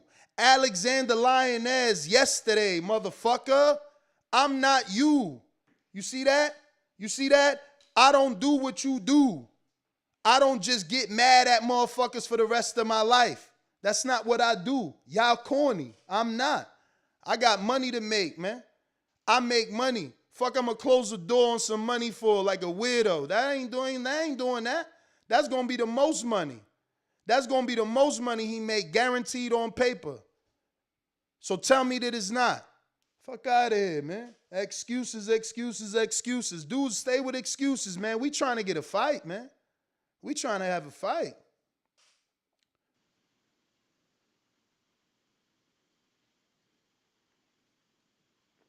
Let's go Yo, to... Champ, how's your coffee?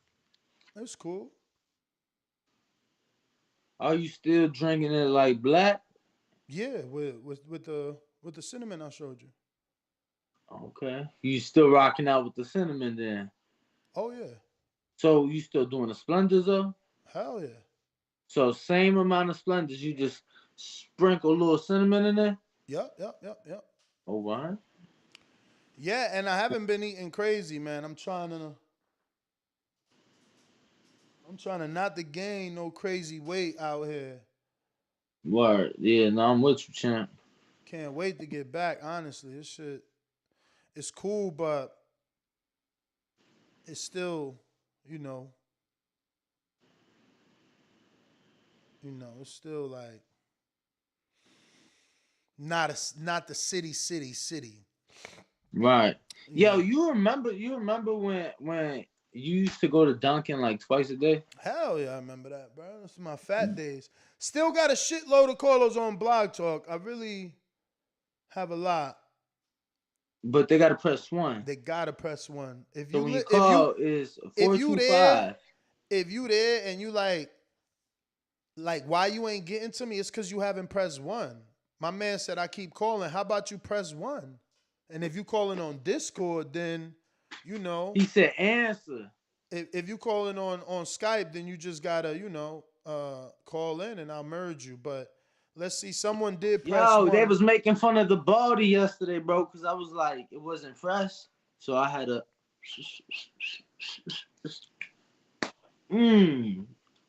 let's see here. Look at this. This is a new caller. This is he dropped off. What's up with him? Yo, my man, stop pressing 1. You good? I see you. I'm coming to you right now. Yo, he said stop pressing 1. No, because he's pressing 1, then taking himself out and in. It's like, I see you, 646. We coming to you. What up? Who's this? Yo, what's going on? It's Brooklyn in the house.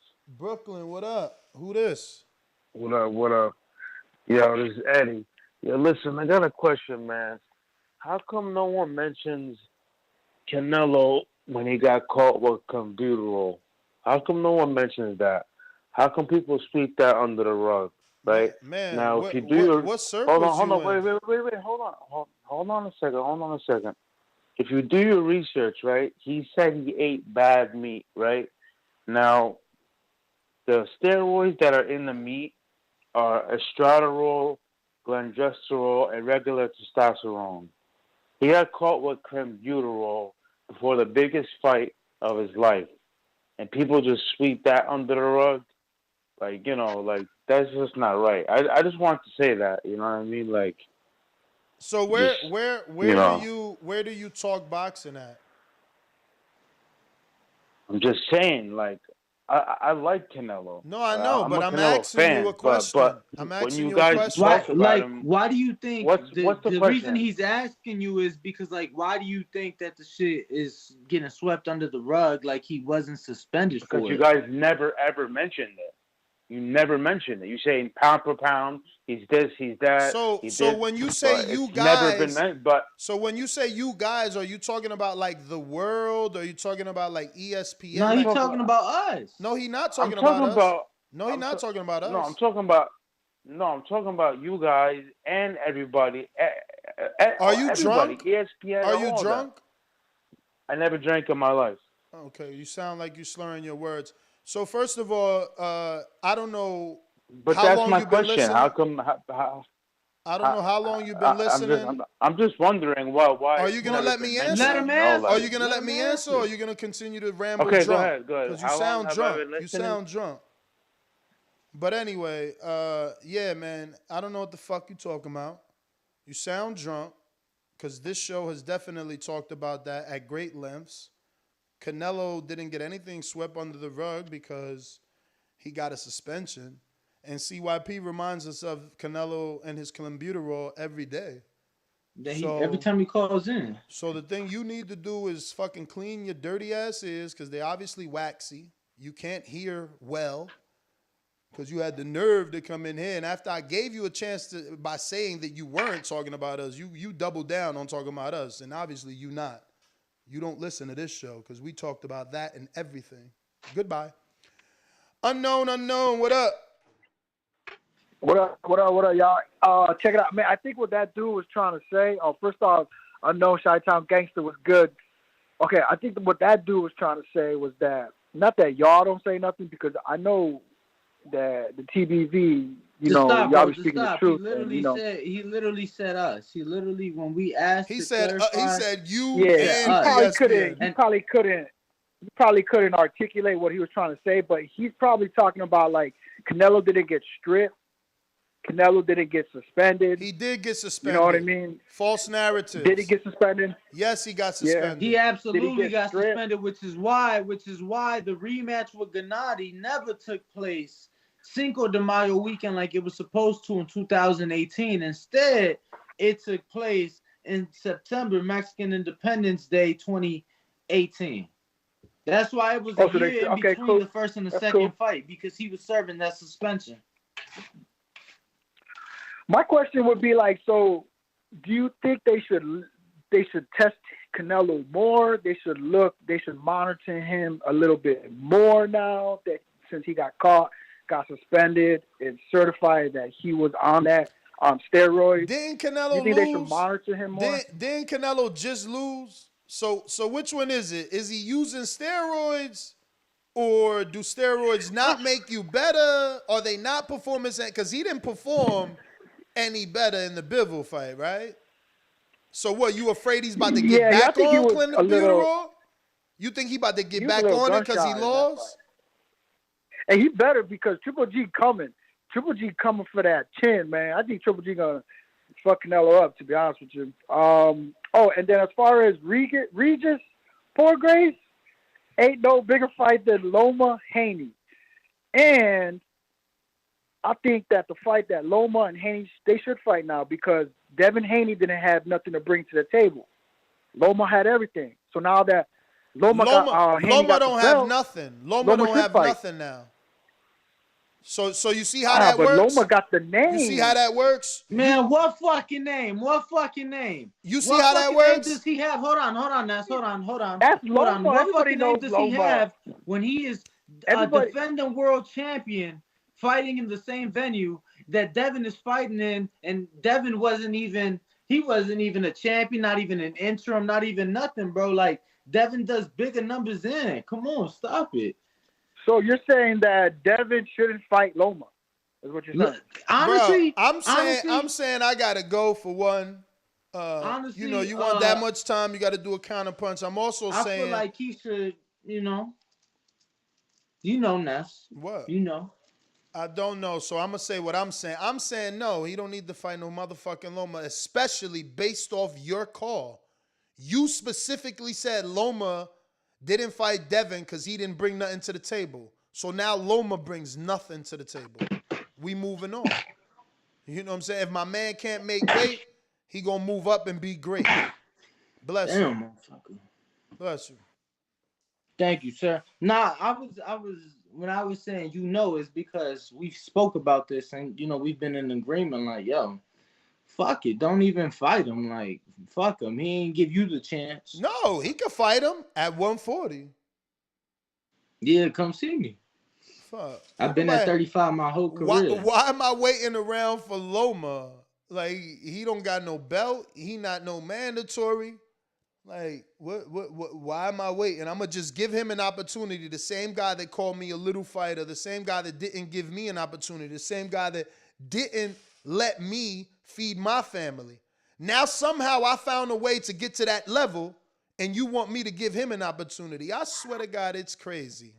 It's crazy. Now, and it's an opportunity. See, the difference here between Wilder and AJ, before someone brings it up, is AJ brings money to the table. Loma ain't bringing no money. Motherfucking Devin Haney ain't gonna make $10 million to fight no Loma the way that motherfucking Devin Kambosos made to fight Devin. So we could stop. Let's just stop right now. But we got a brand new call, it looks like, in California.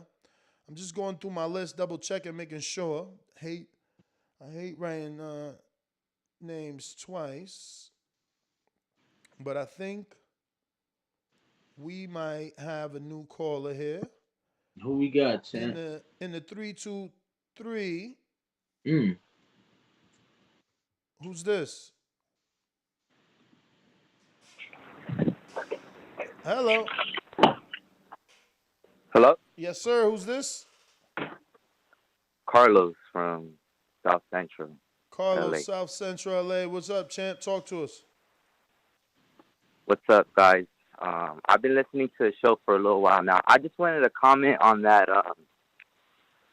Devin Haney thing that you guys are talking about just now with Loma.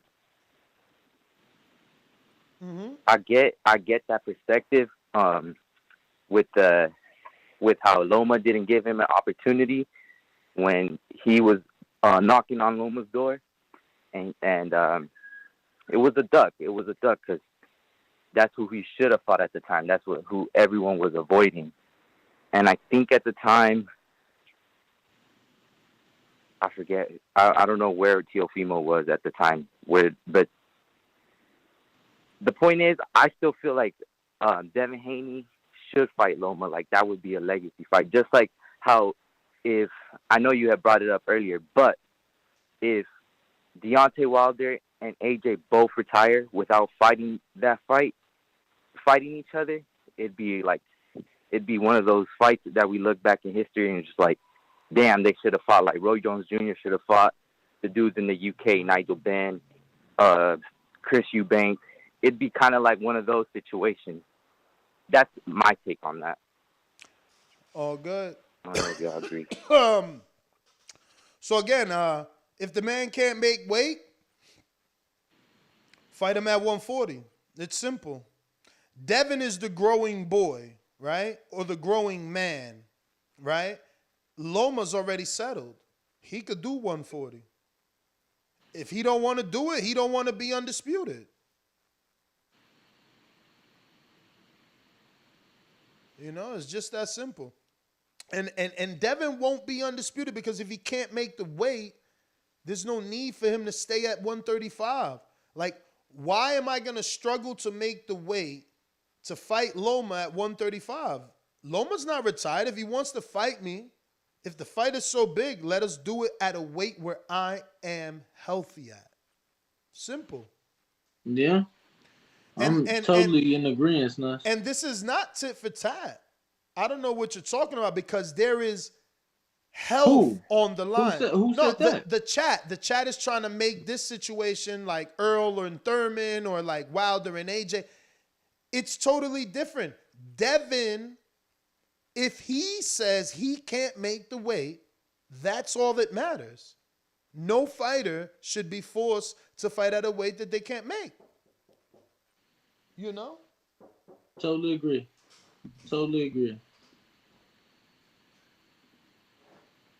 Yeah. Can you hear me? Yeah. You good? Yeah. No, my dad showed up. I gotta.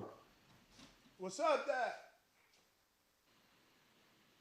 Yo, shout out to Nuss's pops. He knocking on the window like he don't see me and shit. I got heavy callers. Let me open up this line right here. Yeah, let's open up these lines, champ. It looked like, is this Antonio in Albany maybe in the 518? God, I'm gonna just go to him. 'Cause I'm pretty sure it's Antonio. Antonio. Yo. It's Antonio in Albany? No, this Big Gucci Nick, right? What up? Oh, nah, this Big Gucci Nick, bro. What up, Ness? What up, Gucci? What happened to the Discord, man? What happened to the Discord? You got me calling in mobiles. It don't sound good. So People low quality, complain. man. For real, people complain. That's on their end, man. I had never had an issue with Discord. I always had good quality, man. Better quality than Block Talk, I tell you that, man. But shout out TBV, man. Everybody smash that like button. You know what it is, man. Great show. The Thurman, I think Thurman should fight. I mean, if that's his only three choice, we know he's going to fight Ugas because he's not getting, Spencer, Bud. So Ugas is pretty much the only one he's calling out right now. We know he ain't getting nobody else besides that if that's the only one he wants to fight. You know what I mean? But yeah, man, that's my call. I'll catch you guys later. All right, champ. Appreciate you calling, man. Calling in. We do appreciate it. Who we got next, champ?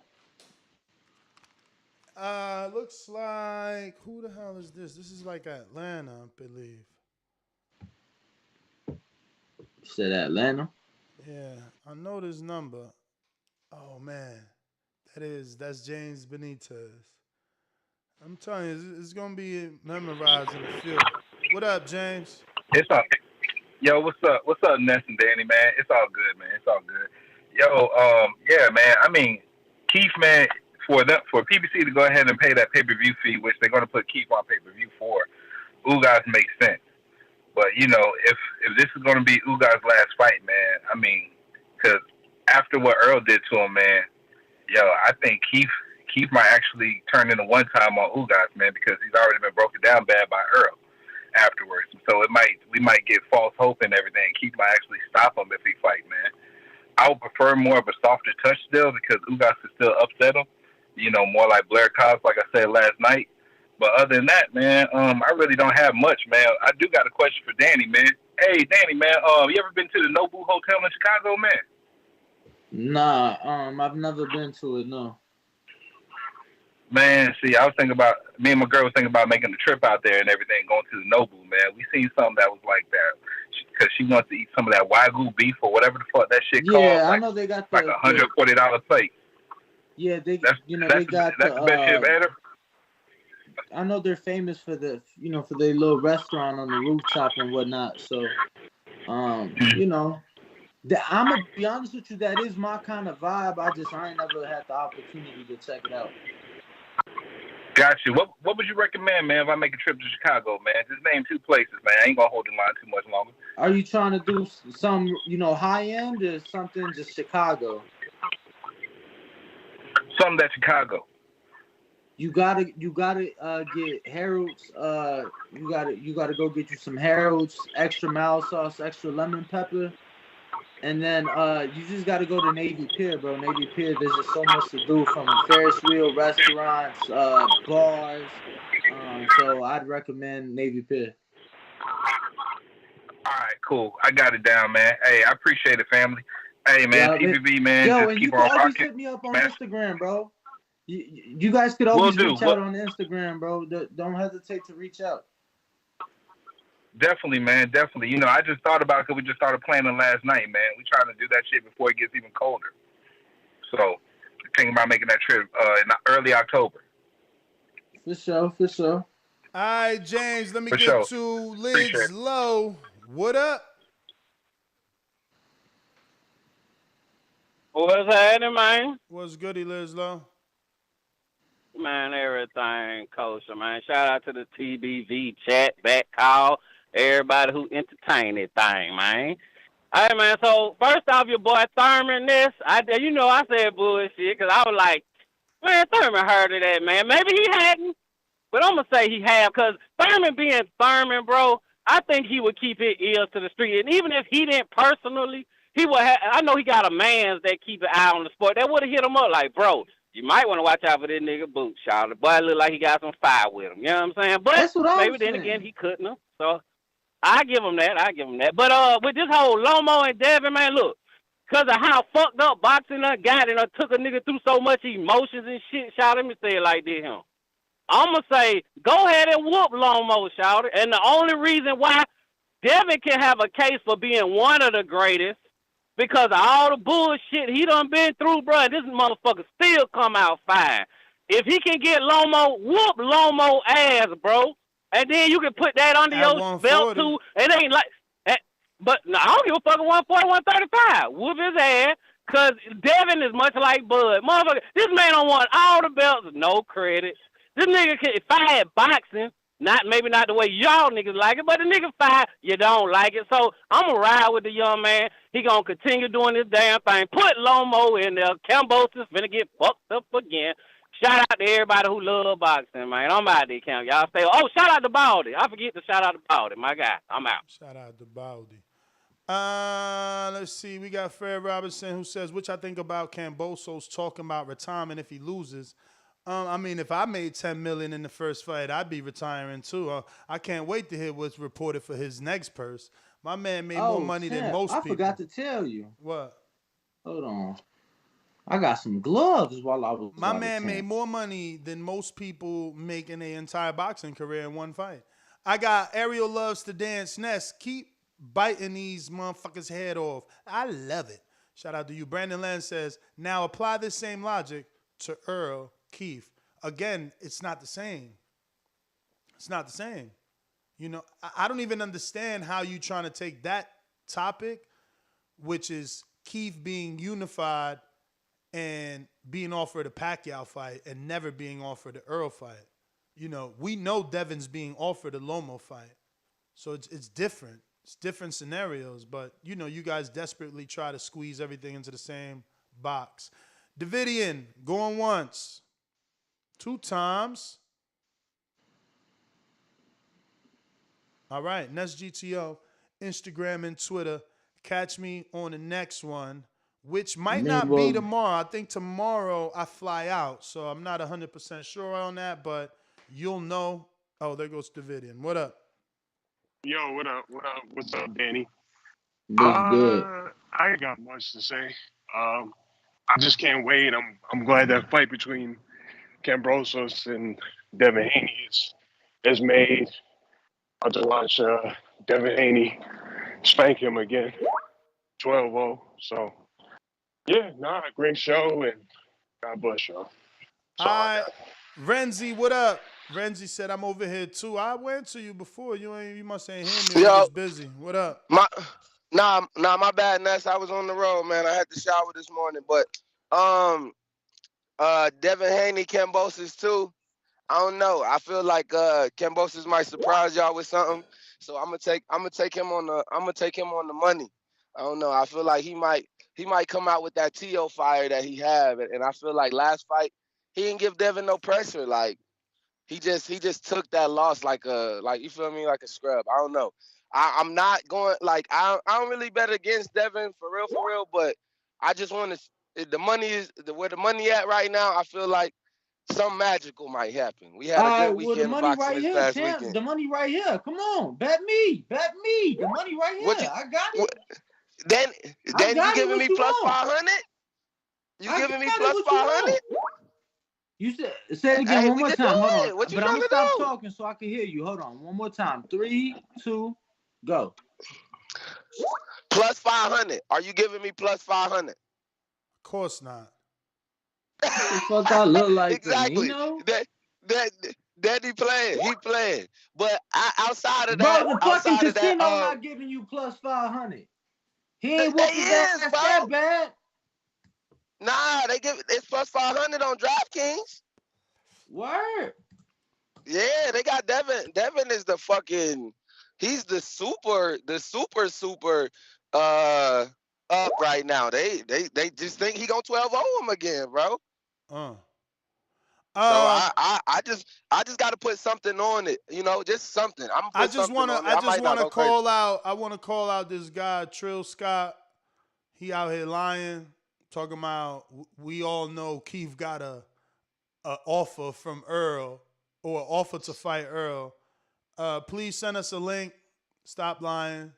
Please send us a link. Stop lying. Yeah. But Renzi, man, let me get to some other callers. I got. You brought up Keith again, and I heard now what? We putting Keith in there. Keith on Ugas? Yeah. Oh my God. We talk, yeah, man. And you still backing this man, Ness? Please don't tell me that. He want Crawford, Spence, Ugas. No, he definitely don't want Crawford. That's what he said. That's what he said. Damn, he wasn't lying, yo. My God. Danny, I wouldn't lie to you about no money, bro. I love the money. I love the money, bro. They got Dev a minus 800, gang. He minus 9 on my shit. Right. Minus 9 and Kambosos plus 500. But you know on the money line. You know that. Like, y'all thought the secret was going to still be kept. Like, it's out, man. He did that internationally. Yo, I got to go, Renzi. I got to go. I got more callers, and I got my dad waiting, man. Y'all motherfuckers want to call in now when they know I got to go and shit. New caller in Grand Rapids, Michigan. Who this? Hey, what's up, Ness? It's Robert, man. S.A. Rob's first time caller, man. What up, S.A. Rob? Can y'all hear me? Hell yeah. What's up, man? Yeah, no, I work a lot during the weekday, so I don't get a chance to call, but had the day off today. Figured I'd call in, man. Nice. Hey, just want to give you guys a shout out. Appreciate it, man. Appreciate your show. Been listening for a while now, probably over a year, and y'all doing a great job, man. Keep it up. Appreciate you rocking out with us, champ. David Maldonado, what up? Yo, Nestor Gibbs. What up? Yo, why you got this weird feedback? You hear me now? Yeah. Yo, nobody want to see Thurman versus Ugas, bro. That's going to be the most boring fight in boxing. Ugas is going to go in there and just covering up all day, not wanting to get hit in his face. And Thurman just going to be running around the ring, man. Feed Thurman to Danny or feed Thurman to Boots already, bro. The Crawford fight is not going to happen because Crawford is going to fight Spence Fight Danny Garcia, give Danny that get back, so Danny can knock his ass out. Don't nobody want to see back. that shit, man. Fuck out of here. You always I calling in guarantee you about that this shit sells on corny ass pay-per-view. fight, man. Don't All nobody right, then want to pay Thurman for that versus Boots. shit. Who the fuck want to pay for that? All What's right. wrong with you? Let me. So you telling me you rather see Thurman versus Ugas coming off of a loss, getting his face broken, than Thurman versus Danny Garcia, a resurgent Danny Garcia? That's what you telling me? You rather see Thurman versus Ugas?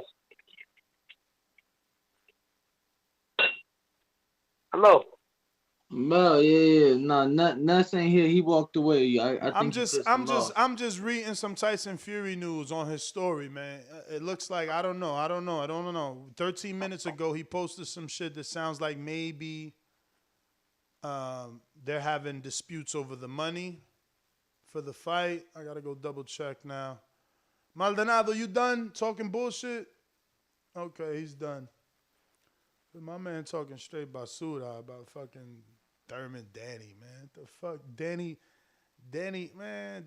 Danny at 54, bro. Thurman still asking for welterweights. Just leave it at that. You know? Jerron, what up, Louisiana? Well, I think that he did Thurman should fight Ugas, and that as far as Haney and Kambosos, that's going to be the same as the first time.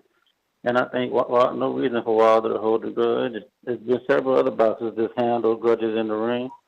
And even outside of boxing, Eric Thurman allegedly paid dudes $5,000 to run in Paris Smith's house. And 2 months later, they was on tour. You know, when you're in a sport where you get a chance to get in the ring and handle your grudges, you might as well do it. Especially as long as AJ been talking greasy. If Wilder can get him in the ring, get him in the ring. That's my call. All right. All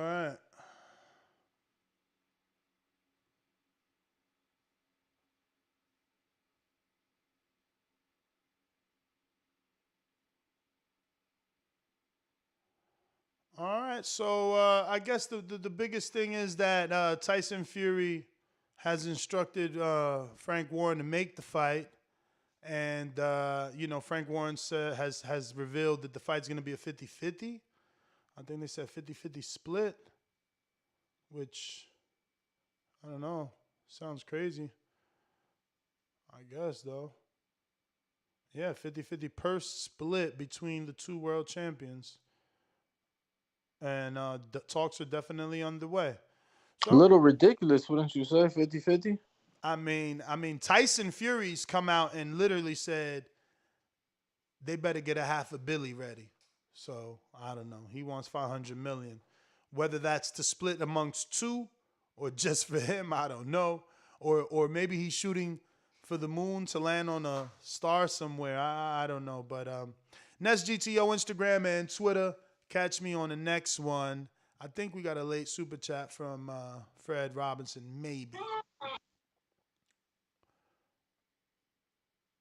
Super chat and refreshing. And the next one is going to be not tomorrow, right? Yeah, I fly out tomorrow. Fred Robinson said it's going down in St. Petersburg for real. I'm from Arizona, but I got peoples out there. Rude boys don't be playing. Hey, man, don't tell them nothing. Let them come out to St. Pete and get hands put on them, man. Nest GTO, Instagram and Twitter. Arrivederci.